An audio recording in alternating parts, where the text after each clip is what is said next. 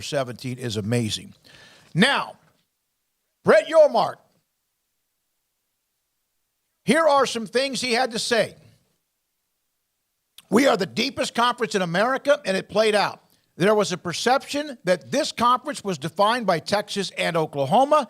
We are bigger than two schools. Yep, and he needs to keep saying, that's one of those things that people need to get tired of hearing him say, but he's going to need to keep saying it because the people who need to hear it are not the people in the conference. It's the people outside of the conference that need to hear that over and over and over again. That's going to be part of their brand strategy because, if you are, look how many people talk about the Big 12 like they don't play defense anymore, right? The dudes who get paid to exactly go on ESPN and talk college football were on there earlier this year talking about the Big 12 like they had never watched it in the last 5 years. Yes. So those are the things you have to combat against. It sounds stupid to people who are inside the bubble of the Big 12, inside that conference, but he's not just talking to you. He's got to talk to everybody else, which has been the Big 12's biggest problem in that they were maybe more concerned and had to do too much internal stuff and didn't think about the perception of their league from the outside. So it got cast as Texas and Oklahoma and these people that are lucky enough to be in there with them. Yeah, and I think the thing now is you don't have to stroke their egos anymore. They're gone. They're out the door. So you don't have to play nice and act like you've got to keep them happy, to keep them, within your little inner circle. They're leaving the circle, so screw them. I don't mean you throw middle fingers on the way out, but you certainly don't have to sit there and pat their behind and, give them a handshake or dap them up or any of that. I mean, they're part of the conference and they're, going to be somebody that you're working with for the next year, maybe couple of years. We'll see how that goes. Certainly next year. I mean, the train's already down the tracks on that one. It'd be too late to try and reverse course at this point. So for another year at the minimum, you have to, get along. And then after that, shake hands, go your separate ways, and, you got to worry about your own self-interest. And Brett Yormark, it's time with them heading up 1 foot out the door to start worrying about the Big 12's own self-interest. And, yeah, that means promoting the teams that you have. That means promoting the teams that are going to be in this conference moving forward. He's got every reason to say what he said because I know that there's going to be a Sooner or Texas fan that interjects and brings up how, OU's the only team in the playoff. Well, not at this point now. Not anymore. And I know there will be, one of those two fan bases, if not both, will talk about the money and the ratings and all that. And they have absolutely that's why you're going to the SEC is that the long-standing history and tradition and the money and the TV ratings. And the Big 12 is going to miss out on that. But it's like dwelling over the ex-girlfriend. Hey, you lost hot girlfriend. It's on to the next one. And guess what? There's still a giant pool of attractive people to pick from, right? And so I think the Big 12 has a lot of attractive brands. Yeah, this relationship and that relationship, it didn't work out, but there's a bunch that's still out there on the line for the Big 12 that they can be happy about and proud about. And I think that, now it's time to start flaunting what you do have and not worrying so much about what you don't have. And, and I think that's what he's doing right now, and I agree with it. I agree. I saw that. I said, good for you. Now continue to go prove it, and now they can do that here in a couple of years by themselves. Real quick, you can also have a bunch of big brands in your league that suck for a long time. Ask the SEC about how helpful Tennessee's been the last 20 years until 6 months ago.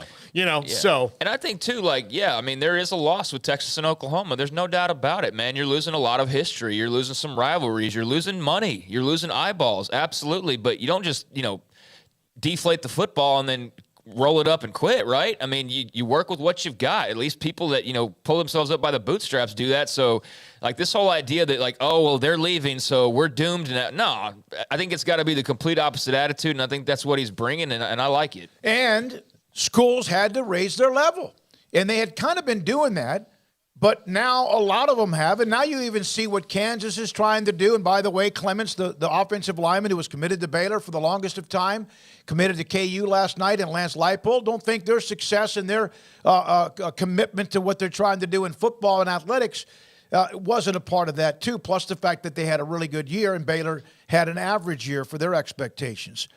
Big 12 Commissioner Brett Yormark. I was put off candidly by the Rose Bowl. I don't believe in anyone putting themselves ahead of the sport. And, of course, that's Ross Dellinger. Woo, boy, that was the Rose Bowl trying to, first of all, fight for themselves, but also fight for themselves, neglecting what everybody else around the country wanted. Yeah, it is. That was like an intervention. I don't mean to be, flippant about the issue of when you have an intervention for someone, but if you've ever been a part of one, sometimes you're telling people like what's going on and they don't believe you. And it sounded to me that was how the Rose Bowl was responding. Like, hey, we need to move on and grow this thing. So you guys need to, come with us or don't. And they're like, well, no, we have always done this and this is what we're going to do. And we're the Rose Bowl. And somebody at the Rose Bowl had to be the adult in the room and say, hey, they're not kidding. They'll leave without us. Yeah. I mean, there are a great many things that have been left behind in the world because they wouldn't change with the times or they wouldn't figure things out. So because you can say we're the granddaddy of them all and the Big Ten, the Pac-12, guess what? The Big Ten, the Pac-12 will stop caring if you don't help them anymore. And that bowl can go away. And many bowls have died. So you can be one of them and the saddest case of all of them if you don't get on board. Yeah, and it's not even so much about them dying, but certainly losing their place. I mean, of where they have been, the granddaddy of them all, the premier event, whatever it's been advertised as, and in some cases has lived up to and been. But yeah, those days are over of where it's just by default, it's the automatic, like this is what everybody wants to play in and this is what everybody watches and this is what everybody desires to be in. Those days are long gone unless you're still in the Pac-12 or the Big Ten. And I think there's a disconnect there where for fans in, those parts of the country and of those schools, they see it a different way than the rest of the country does. And I've said it a couple times on this show. I have a great amount of respect for the Rose Bowl. I'd love to go to that game and check out the special sunset and all that. I know probably 100 people that were at the Texas USC Rose Bowl and still talk about it to this day like it's the greatest sporting event they've ever attended, and all that's great. I love Southern California. I would love the Rose Bowl. I know it. But I also know that, like to Yormark's point, it's not bigger than college football itself. That game, that bowl game is not bigger than the rest of the sport. And there's a large portion of the rest of the sport that does not view it like it's that important or view it the same way that Big Ten and Pac-12 fans do. So I understand it's a tough pill to swallow for some people on that side of the fence, but there doesn't need to be a fence for one. The Rose Bowl still can have a special place in the game, and it will have a special place in the game. And it will be a playoff game, and it will be a desired location for teams to go to, but it can't be separate from all of the rest of them and have its own little set of rules. I mean, that's not how this is going to work if everybody's going to work together. And they needed a little bit of a reality check, and they got one. And I think it was probably overdue, given that they really seemed like they were going to keep their foot in the ground and like try to throw their weight around. And it's like, I don't think you realize that you're outweighed by about 250 pounds here. Like, this isn't going to go well for you. And they learned that lesson, and now we are where we are. But I think most people agree with Brett Yormark. Maybe it's 50-50, maybe it's 51-49, but there's enough people that feel that way that he feels that, yeah, we saw what eventually happened, and the Rose Bowl had to capitulate. By the way, Mac Rhodes, who will have the segment with him at 5 today. I had to record that interview earlier because of his schedule. He wasn't available Tuesday. I asked him about some of these comments, and he'll follow up with his opinion as well. Now, he wasn't done. This from Dennis Dodd, CBS Sports, when asked on expansion. Remember now that Yormark has mentioned many times about what they would like to see maybe, or they're looking at that fourth time zone, the West Coast. His quote, over the course of the not too distant future, I would expect things to happen. Does that mean happen within the Big 12 or with the Big 12? Does that mean Pac-12? Does that mean around the country? But there was Yormark with that particular quote, and Dennis Dodd on his timeline at CBS Sports. Yeah, later on, in the same thing, he reiterated, like the fourth time zone, he wants to be a coast-to-coast league. That's also the strategy of the Big Ten, right? Yes. To be the coast-to-coast league. So it's okay to copy strategies. They can. You know who does that? NFL teams. Yeah. They steal from those who are successful. Look, it's not stand-up comedy where the Big Ten's going to be like, hey, man, you're stealing all my jokes. That's not how that works. It's not plagiarism. That's not what it is. You are copying a successful business model. It's a wonder to me, Southwest is the easiest airline to fly. I know nobody's perfect, but as far as to set up and schedule and get, Southwest is the easiest. Yet I wonder why no one's copied what they do because, it works. But that being said, why not copy what the other leagues are doing and go coast to coast? If that's where the future of sports is, you better get a foothold in it.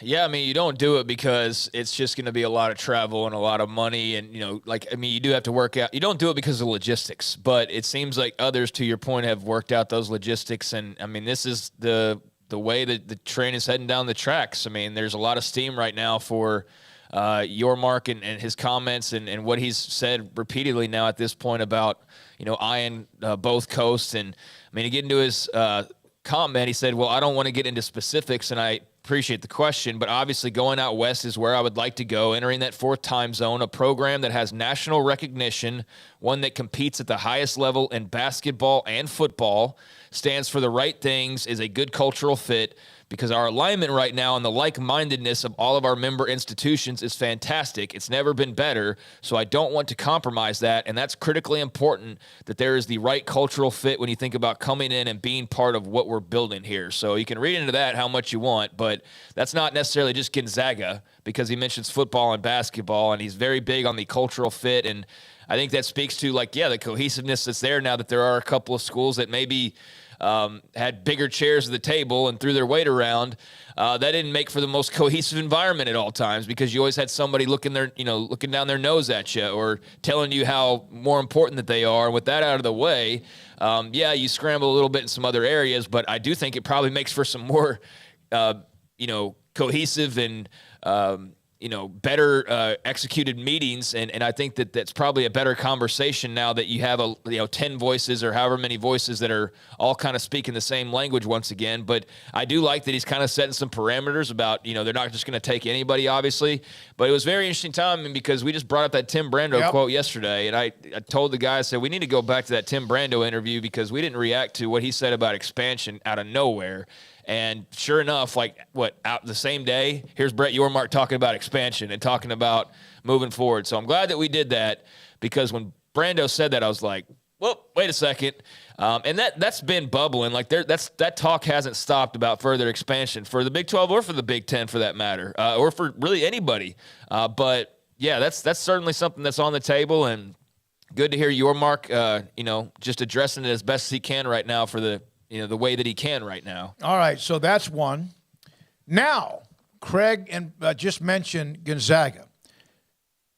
When he was asked about Gonzaga, for us, it's all about value creation. We are exploring all options. Now, a little bit deeper into this, he even mentioned that he wouldn't be against some sort of international footprint when it comes to basketball. And now Ashley Hodge, one of the owners, partners of Sikkim365.com, the umbrella, of course, that made him like, whoa. Yeah. I mean, like anything basketball, but really anything. But that was something. For us, it's all about value creation. He has mentioned that before. We are exploring all options. Now, will they do that? I don't know, but it's absolutely at least in play, or it is on the radar. Well, college basketball is a much easier sport to grow internationally than, say, college football is. I mean, you can go play a game in Ireland, and, there's plenty of people that like that, but it's a little bit different than the NFL going to Germany or places like that, where basketball is already, has a foothold internationally. And so if you're the Big 12 and you want to get out in front of some of those international prospects, and, I think that'd be very wise. And adding Gonzaga, only helps with that, because they're a brand name. They've had plenty of international players, at Gonzaga too. So people around, Rui Hashimura recently, comes to mind from Japan. So they've had a lot, and there are a lot all over the place. So yeah, it's pretty smart to lean into that if you can. Yeah, I mean, I don't know what ultimately that means as far as the international side of things, but I'm all for being open to whatever might bring in some extra revenue. I mean, that's what you're going to have to be open to if you want this thing to keep swimming. The Big 12 is going to have to create some extra money that they're not going to be able to make up for in some of the TV deals as compared to others. And I'm all up for being, creative. Brett Yormark certainly seems like a creative guy, especially when it comes to generating revenue. I mean, as much of a drop in the bucket as they may be, it's noticeable that he went out and he found, a handful of sponsors that they didn't have before. I mean, for various things. The way he juiced up the Big 12 championship game, bringing in, performers and making it more of an event than just show up for this football game and leave after this football game. He made it more of a thing, a party, more of a scene to be at. And I think that came across well. The game certainly helped that it was a fantastic football game. So I thought that was a big success for them at AT&T Stadium. The ratings turned out really good as well for that. So there's some positive momentum right now. And again, I don't know what the international thing means, but grow the game, grow the conference as best you can, however you can, and we'll see how he goes about doing that. And then one more, and this was from the weekend that we saw Kansas State and TCU. This is from Brandon Marcello.